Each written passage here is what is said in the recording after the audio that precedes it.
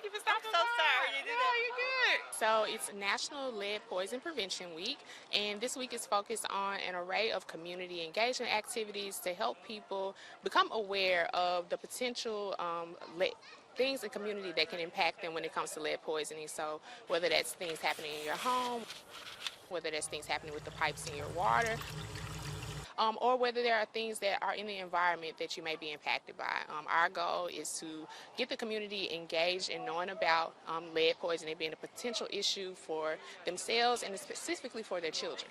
If your child is impacted by lead poisoning, that there may not be any telltale signs, and that if you have the right information and you have the right resources in order to get that testing done, that hopefully we can prevent, your child or yourself from being lead poisoned and the potential long-term effects of lead poisoning. Airmen have been canvassing in South Memphis. Chronic long-term lead exposure can be heart conditions, a lot of learning disabilities, violence. Kids get very aggravated. And now there's a thing called transgenerational epidemiology. Lead crosses the DNA. So when we talk about chronic lead poisoning, Memphis has, in my opinion, the most chronically lead poisoned people in the United States.